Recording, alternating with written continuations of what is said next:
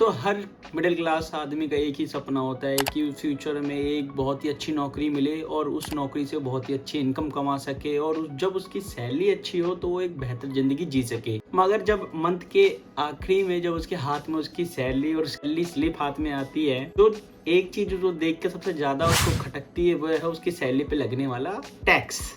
जी हाँ दोस्तों, आज का टॉपिक यही है। थंबनेल देख के तो आपको पता चल ही गया होगा कि आज हम किस टॉपिक के बारे में बात करने वाले हैं। तो दोस्तों, जब बात आती है इनकम टैक्स बचाने की तो अच्छों का दिमाग खराब हो जाता है। मार्च खत्म होते होते बहुत से लोगों के मन में बस एक ही चीज होता है, इधर उधर से लोग फिर इंफॉर्मेशन गैदर करना शुरू कर देते हैं कि किस तरह की कौन सी स्मार्ट टैक्स सेविंग स्ट्रेटेजी को वो लोग अपना के अपनी सैलरी पे लगने वाले टैक्स को बहुत ही मिनिमम कर सकते हैं या अपनी टैक्स को बचा सकते हैं। अपना इनकम टैक्स बचाने के लिए लोग बहुत ज़्यादा कंफ्यूज हो जाते हैं। ओल्ड टैक्स रेजिम में जाना चाहिए या न्यू टैक्स रेजिम में जाना चाहिए, कौन सा रेजिम उनके लिए बेस्ट होगा और कौन कौन से टैक्स सेविंग ऑप्शंस में वो लोग अपना पैसा इन्वेस्ट करके इस देश का एक मिडिल क्लास आदमी अपनी मेहनत की कमाई को लीगल तरीके से बचा सकता है। तो आज हम इस वीडियो में इसी टॉपिक के ऊपर बात करेंगे कि किस तरह एक आम आदमी जिसकी सालाना इनकम 15 लाख रुपए तक है तो वो कौन से रिजिम को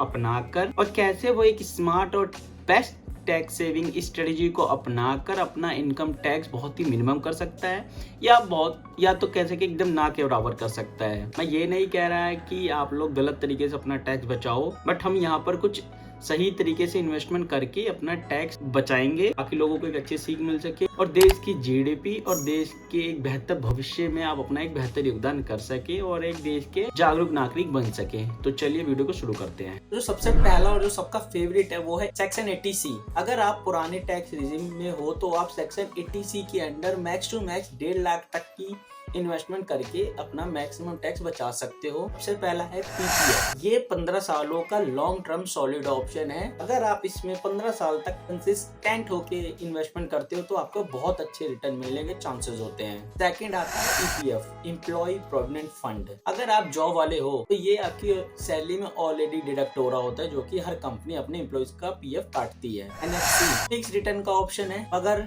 इसमें भी आपको लंबे समय तक इन्वेस्टमेंट करनी होती है। हमारा फोर्थ ऑप्शन है फिक्स डिपॉजिट एफडी, जो कि 5 साल के लिए लॉक इन होती है। इसको आप 5 साल के लिए लॉक इन करके इसमें आप इन्वेस्टमेंट कर सकते हो, मगर इसमें रिटर्न बहुत कम मिलते हैं। और जो सबसे लास्ट और मेरा वन ऑफ द फेवरेट है वो है ईएलएसएस म्यूचुअल फंड। हाँ, आज के टाइम में म्यूचुअल फंड करना हर कोई जानता है कि कितना इंपॉर्टेंट आपके फ्यूचर के लिए। तो अगर आपको एक अपने बेटर फ्यूचर के लिए इन्वेस्टमेंट करना है तो ईएलएसएस म्यूचुअल फंड से बेस्ट ऑप्शन कुछ भी नहीं है।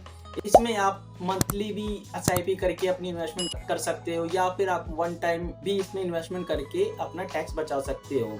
हाँ, मगर इम्पोर्टेंट बात यह है कि एक नॉर्मल एसआईपी और ईएलएसएस म्यूचुअल फंड एसआईपी अलग होती है। ईएलएसएस म्यूचुअल फंड का लॉक इन पीरियड 3 साल का है। तो ये थे कुछ 80C में आने वाले कुछ चुनिंदा और बेस्ट ऑप्शन जिसमें आप सालाना 1.5 लाख रुपए इन्वेस्ट करके अपनी टैक्सेबल इनकम में से 1.5 लाख रुपए को बचा सकते हैं। मगर इसके अलावा भी 80C में काफी सारे और भी टैक्स सेविंग ऑप्शंस होते हैं जिसमें आप सालाना 1.5 लाख रुपए तक इन्वेस्ट कर सकते हैं अपने मन पसंद के अनुसार, जैसे कि सुकन्या समृद्धि योजना जिसमें आप सालाना अपनी बेटियों के लिए भी 1.5 लाख रुपए तक इन्वेस्ट कर सकते हैं और अपने बच्चों की ट्यूशन फीस को भी आप इस 80C में कवर कर सकते हैं। और इसके अलावा होम लोन, अगर आपका होम लोन चल रहा है तो उसका जो आप ईएमआई पे करते हो मंथली, उसका भी जो प्रिंसिपल अमाउंट होता है वो आप अपने 80C में कवर करके अपना सालाना 1.5 लाख रुपए तक का टैक्सेबल इनकम बचा सकते हो। क्या आप जानते हैं एनपीएस का एक अलग से भी टैक्स सेविंग ऑप्शन है जो सेक्शन 80CCD को रिप्रेजेंट करता है। सरकार ने एक अलग से लोगों को एक बेनिफिट दिया हुआ है कि अगर वो चाहे तो सेक्शन 80CCD में सालाना 50,000 रुपए अलग से इन्वेस्ट करके अपने इनकम पे लगने वाले टैक्स को 50,000 रुपए तक और कम कर सकते हैं। नेक्स्ट आते हैं सेक्शन 80D, जो कि है हेल्थ इंश्योरेंस या मेडिकल इंश्योरेंस। भाई, आज के समय में हम सब जानते हैं कि बीमारियां कैसे किसी भी मिडिल क्लास फैमिली को गरीब कर सकती हैं। बीमारी सिर्फ बॉडी को नहीं होती है, जेब को भी लगती है। आज के समय में हेल्थ इंश्योरेंस हर किसी के लिए बेहद जरूरी है। तो हेल्थ इंश्योरेंस आज के टाइम में सबसे बेस्ट ऑप्शन है। इसमें ना सिर्फ आप अपनी फैमिली को सिक्योर कर रहे हैं किसी भी अनवांटेड बीमारी से, बल्कि अगर आप हेल्थ इंश्योरेंस में इन्वेस्टमेंट करते हो तो आप इसका बेनिफिट भी ले सकते हो अपनी टैक्स सेविंग इन्वेस्टमेंट में। इस सेक्शन में अपनी हेल्थ इंश्योरेंस मेडिक्लेम करवा के 25,000 का टैक्स बेनिफिट ले सकते हो अपनी ITR में। एंड अगर आप अपने पेरेंट्स यानी कि सीनियर सिटीजन का भी हेल्थ इंश्योरेंस पे कर रहे हो तो आप उनकी भी प्रीमियम का बेनिफिट अपनी इनकम टैक्स रिटर्न या टैक्स सेविंग प्लान्स में ले सकते हो। हेल्थ इंश्योरेंस लेते हो तो आप मैक्सिमम 75,000 रुपीज तक का सेक्शन 80D में बेनिफिट ले सकते हो। मतलब कहने का मतलब अगर आप अपने हेल्थ इंश्योरेंस लिया हुआ है तो आप अपना पैसा तो बचा ही रहे हो और तो और अपना फ्यूचर भी सिक्योर कर रहे हो। अगर आपने अपना हेल्थ इंश्योरेंस नहीं ले रखा है तो सबसे पहले भाई आप बहुत बड़ा रिस्क ले रहे हो और सबसे पहले आप अपनी फैमिली के लिए एक बेस्ट हेल्थ इंश्योरेंस पॉलिसी को लो। नेक्स्ट टैक्स सेविंग ऑप्शन है होम लोन की कहानी। हम सब जानते हैं कि अपना घर खरीदना किसी बड़े सपने से कम नहीं है। लोग सपना तो देख लेते हैं मगर जब उसको रियलिटी में बदलने का टाइम आता है तो EMI के डर से उसको कहीं ना कहीं सपने को मानना पड़ता है। मगर अगर किसी इंसान ने अपने लिए एक होम लोन ले रखा है या इंटरेस्ट को भी आप अपनी टैक्स सेविंग इन्वेस्टमेंट में कंसीडर कर सकते हो। जी हाँ, ये कंसीडर करके आप अपना टैक्स बचा सकते हो। इस सेक्शन में आपको मैक्स टू मैक्स 2 लाख रुपए तक का टैक्स बेनिफिट मिलता है। आप अपने इंटरेस्ट का मैक्सिमम 2 लाख रुपए अमाउंट अपने टैक्स सेविंग में यूज कर सकते हो और ये एक अच्छा ऑप्शन है जो टैक्स भी बचा सकता है और एसेट भी क्रिएट करता है। तो हुआ ना डबल फायदा। एम्प्लॉइज लोगों का सबसे बड़ा दोस्त और सबसे इम्पोर्टेंट जो डायरेक्शन वो लोग यूज कर सकते हैं अपनी टैक्स सेविंग में वो है उनका HRA आज के टाइम में हर दूसरा इंसान अपने टैक्स सेविंग इन्वेस्टमेंट में कंसीडर करता है। ये बताने की जरूरत नहीं है मगर जो लोग HRA के बारे में नहीं जानते उनको मैं एक बता दूं कि HRA जो होता है वो हाउस रेंट अलाउंसेस होता है जो कि कंपनीज भी अपने एम्प्लॉइज की सैलरी में कंसीडर करती है। आप अगर किसी भी दूसरी सिटी में रह रहे हैं और अगर आप अपनी जहाँ आप रह रहे हैं उसमें उस घर का आप रेंट दे रहे हैं तो आप उस रेंट को अपनी टैक्स इन्वेस्टमेंट में कंसीडर कर सकते हो और मैक्स टू मैक्स अपनी सैलरी का आधा HRA क्लेम करके आप अपना टैक्स बचा सकते हो। मगर HRA ऐसे कैलकुलेट नहीं होता। HRA कैलकुलेट करने के 3 रूल्स होते हैं जो कि मैंने यहाँ पर डाल दिए हैं। आप कितना रेंट भरते हो और आपको आपकी कंपनी से कितना HRA मिलता है उस हिसाब से कैलकुलेट करके आप अपना HRA कैलकुलेट कर सकते हो। एक छोटा सा इन्वेस्टमेंट ऑप्शन और है रेंट डिडक्शन का जो कि सेक्शन 80GG है।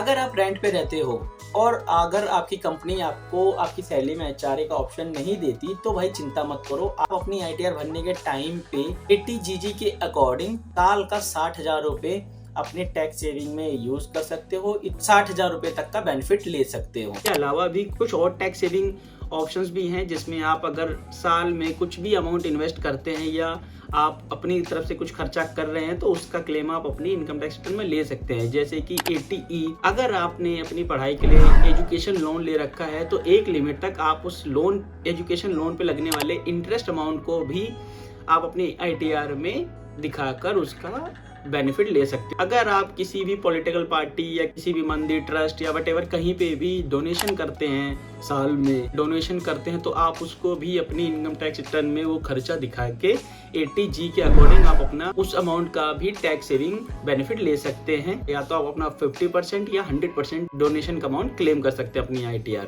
तो ये थे कुछ बेस्ट टैक्स सेविंग ऑप्शन जो हमें ओल्ड टैक्स रिजीम में मिलते हैं जिसके तहत साल में हम जो भी इन्वेस्टमेंट करते हैं वो इन्वेस्टमेंट करके अपनी ओल्ड टैक्स रिजीम में अगर मेरी एक सैलरी एक लिमिट के क्रॉस कर गई है तो मैं अपना टैक्स बचा सकता हूँ या एक मिनिमम कर सकता हूँ। अगर आपकी सालाना इनकम 15 लाख रुपए तक है और आप चाहते हैं कि आप किस तरह अपने 15 लाख रुपए के इनकम पे कौन से इन्वेस्टमेंट करके अपना टैक्स बचा सकते हो तो उसके लिए मैंने एक अलग से वीडियो बना रखी है जिसमें मैंने बताया कि अगर आपकी सालाना इनकम 15 लाख रुपए है तो कौन सा रिजिम आपके लिए बेस्ट रहेगा। आपको ओल्ड टैक्स रिजिम चुनना चाहिए या न्यू टैक्स रिजिम चुनना चाहिए और किस तरह के इन्वेस्टमेंट आप करके अपनी सालाना इनकम को बिल्कुल कम कर सकते हो और अगर आपको इन्वेस्टमेंट नहीं करते तो उसका आपको कितना ज़्यादा नुकसान होगा। तो ये सब वीडियो को देखने के लिए आप मेरी सेकंड पार्ट वीडियो देख सकते हैं जो कि इस वीडियो के एंड में आएगी। तो आप उस पर क्लिक करके मेरी सेकंड वीडियो देख सकते हैं। अगर आपको ये वीडियो जरा सी भी इंफॉर्मेटिव लगी हो तो वीडियो को लाइक कर देना। अपने दोस्तों और फैमिली के साथ इस वीडियो को शेयर करो ताकि उन्हें भी टैक्स इन्वेस्टमेंट को लेके कुछ गाइडेंस मिले और वो टाइमली अपना इन्वेस्टमेंट करके कुछ टैक्स बचा सकें। और आप अपना ओपिनियन कमेंट्स में जरूर रखना है कि आप इन्वेस्टमेंट करते हो कि नहीं करते हो। अगर करते हो तो आपको कौन सा ऑप्शन सबसे बेस्ट लगता है। और हाँ, चैनल पे अगर नए हो तो सब्सक्राइब करके जरूर जाना भाई, क्योंकि यहाँ मिलेंगे आपको हमेशा ऐसे ही रियल स्ट्रगल और इन्फॉर्मेटिव काइंड ऑफ वीडियोस जो कि आपके काम के हों। अपना इन्वेस्टमेंट टाइम से कर लो और अपना पैसा बचा लो। तब तक गुड बाय, सी यू।